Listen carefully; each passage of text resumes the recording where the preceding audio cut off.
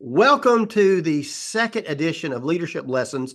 And I have my great friend, Robby Dawkins. And Robby Dawkins and I were both state presidents of the South Carolina Junior Chamber of Commerce and went on to be national presidents. And Robby, I'm not sure that I know of many instances where you had a national president within 2 to 3 years. You were the 70th and I was the 73rd. And then you went on to be Junior Chamber International president. But welcome. It's good to have you on the show. Hey, Bill, good morning. Thanks for having me. Yep, I don't know of any other states that did that either. I really can't recall one. So we were very fortunate. We had a good team. Well, you went on from being national president to junior chamber national, and then you went and became the chief of staff for Senator Hugh Leatherman from South Carolina. What leadership lessons from the Jaycees and JCI helped you navigate the world of politics and help shape public policy in South Carolina? Bill, I can think of a couple of things. I could probably talk about that subject for an hour, but the one thing that really comes to mind is commitment to the organization, and not just the JC organization, but commitment to your work organization, and making sure that the people that are working in that organization are really thought of and touched and encouraged. And when I talk about commitment, a good friend of ours, Ray Parlier, God rest his soul, would use this particular poem on commitment. I borrowed it and used it everywhere I went. I think you said maybe one time that Jeff McMurdy originally found it, but it's a one paragraph on commitment. If you can get this part, you've got 90% of what leadership is. Sure. Commitment is what transforms a promise into a reality. It is the words that speak boldly of our intentions and the actions which speak louder than the words. It is making the time when there is no time, coming through time after time, year after year. Commitment is what character is made of. It is the daily triumph of integrity over skepticism. So if you take commitment, and then if you take the people that are in your organization, be it a civic organization like the Jaycees or your work organization, and you make them feel welcomed and comfortable, then you are going to be a success. You know, I was a program manager for you, Robby Dawkins, for affiliations. And how many affiliations, which are new chapters, how many new chapters did you do your year? Oh my gosh, 40 maybe? Yeah. And you put me in charge of affiliations, and I was going, what does an affiliation program manager do? And you said, go out and start new JC chapters. And you did a good job. I remember, though, we had an executive committee meeting, 30 people in the room, and before anybody could speak, you made them recite what is the meaning of commitment. Everybody, if you were going to raise your hand and talk, you had to do that. Yep, that's right. And Robby, as a national president, what programs or initiatives did you champion that you believe had a lasting impact on either the organization or our communities across the country? Bill, you got to remember, our organization at that time had 5,000 chapters, and I'm going on round numbers, 250,000 members nationwide, raised millions and millions of dollars for all types of different charities, starting with MDA on the national level, St. Jude Children's Hospital on the national level, and just a variety of local and state projects all around the country. So that there was huge impacts in communities everywhere. But specifically on that question, the name change was the one thing that I believe happened when I served as national president that had a lasting impact. I'm going to read you a part of a paragraph I wrote to a gentleman who asked this same question in 1994. And the paragraph goes, the most important accomplishment during my year as president was without a doubt the name change. Going back to our roots and once again officially calling ourselves the United States Junior Chamber of Commerce was a courageous decision for the membership to make. And it stands today that Junior Chamber is the name of the organization. Sure. Robby, both of us spent time in Junior Chamber National. We were both general legal counsels for the organization. You served as executive vice president for the world, and then the international president. At what time did you realize that young people had the ability to create meaningful change across borders? Bill, I had an opportunity when I was serving as national president to be involved in a 15-member Young Leaders Summit group from the United States, and we went to the then USSR in December. Spent 2 weeks, and I can tell you it is cold in Russia in December. But we met with counterparts, young people there that were in charge of various organizations in their country. And I found out that they wanted the same things in life that most Americans want. Right. A good job, a nice house, want their kids to grow up and have a better life than they had. They want good health, good food, and those types of things. Well, after the Berlin Wall fell in 1989,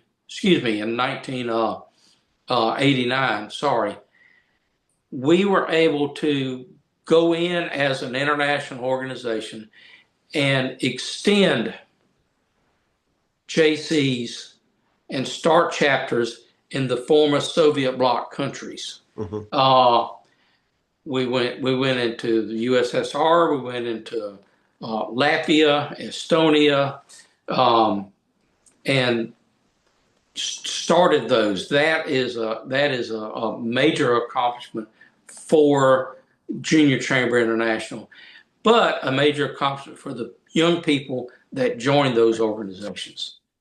Robby, were there any mentors or peers during your JC journey who really shaped your leadership style, and have those lessons stayed with you? Where do I begin? I was extremely blessed as a member of the Florence, South Carolina Jaycees. Our organization there had bounced around between 75 and 100 and so members. Met once a week, every Tuesday night at the Lamplighter Restaurant. Had a meal together. Everybody in that chapter, even those that did not aspire to hold offices, and I would just call working members or worker bees, all of them had this positive attitude toward not only the organization and the things that we were doing, but just towards life in general. But there are a couple that really stand out from my local days and when I first started, and I'm going to name three of them. Jeff Lee, Nathan Pridgeon, and Frank Dixon. Now, Frank was not a member of our chapter. Frank was the state president the year I joined, and he was from the Branchville area down there, Orangeburg. Frank took me under his wing. I was fortunate enough to win the Brownfield Award that year. That's the outstanding new member of the organization statewide, and went with Frank. I won a trip to Phoenix to go participate in the national competition for that. Frank took me under his wing and basically would call me anytime he was around the community and get me in the car with him, and we would drive and go visit other chapters. And I saw how a leader at the state level would operate. So I saw that real early on. The second one, Jeff Lee. Jeff had been a past state president and a past national vice president. As state president, he won the Clayton Frost Award. And he remained very active after his period of time in the organization. In fact, Jeff introduced me to Senator Leatherman, who I ended up working for. Jeff had this go-get-em attitude. He was positive always, and he would tell stories about the things that he did statewide and then nationwide that you wanted to emulate. Mm-hmm. A small example, and this carries on in life, throughout life, if you will practice it. Jeff taught me that when you get home every night from visiting a chapter somewhere, write a postcard to everybody that you can remember that you met and drop it in the mail the next morning. That one gesture of sending out a thank you note to the people that I ran across just was remarkable as far as having people want to come back and work for you and work with you to accomplish the organization's goals. And lastly was Nathan Pridgeon. Nathan happened to be our what we refer to as a political advisor. And Nathan became a very good friend, and his wife and his children. And he shepherded me through the political process of getting elected to these various positions within the organization. He and I traveled the world together and just had a remarkable relationship and a remarkable time, as you did with Charlie Madsen. Right. Robby, do you think there's still a place today for an organization for young people 21 to 39 like the Junior Chamber? And if so, what's it need to do today to stay relevant to young people? I do think that there is a need for it.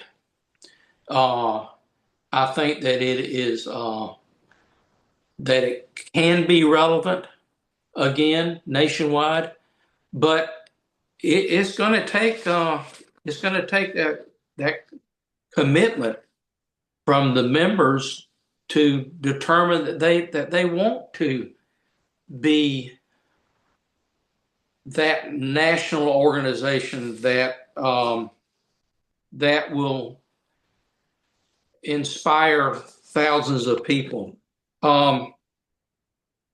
Couple of things about that, and we have to remember what the founder, Henry Giesenbeer, said in his inaugural address when he was elected as the first president. In your hands lies the destiny of a great organization. Let us build it to national prominence, and let us not fail in this task. And I'll tell you something else that Giesenbeer said that a lot of people maybe never heard or missed along the way. He said, from within the walls of the soul of this organization, wherein the foundation of character and good citizenship are laid, I hope a message will come from the sometime of tomorrow that will stir people towards the establishment of a permanent and everlasting world peace. So you see, the JC organization can have tremendous impacts on people's lives, and not just those that are members, but people within their communities. So is it relevant? Yes, it's relevant. Good friend of mine and a good friend of yours, Rick Rotrammel from Illinois, served as state president in Illinois and then as a national vice president when I was national president. wrote a letter to the editor of Jaycees magazine in May of 1990, and it was about extensions, which is a new chapter. Right. And he pointed out that the extension of a new chapter is probably the best and most important community development project that your organization can have. And he's right. Yeah. Robby, I want to ask you from your vantage point as both a civic political leader, what are the most critical qualities that emerging leaders, young people, need to develop early on to be successful? And I've said it several times, but I'll harken back to it. First of all, commitment to your organization, to your job, to your leadership position, that commitment. Secondly, the love of the people that you are working with. And that talks about those postcards I was talking about earlier. Communication. It talks about having an open door on your office. I'll give you an example. When I worked, every day I walked into the Senate office and I had 15 people on staff. Every morning, I would walk around the office and go into each one of their offices and say, good morning, how you doing, how's the family? That one gesture took 15 minutes every morning, just inspired them because they knew that the boss man, I guess, was encouraging them and wanting to know how they are, those type of things. But it also sent the signal that the door was open. And if they had issues with anything, the door was open, they can bring it to me. So those things are just qualities that you have to have, and knowing your subject matter. Yeah. Robby, I know you're retired now, living down at the beach, playing a lot of golf, but looking back at your whole career, both civically and with the state, what does service mean to you today? And how has that definition maybe evolved since your very early days as a Florence Jaycee? Service means offering to those around you, those that are in your circle, help when they need help,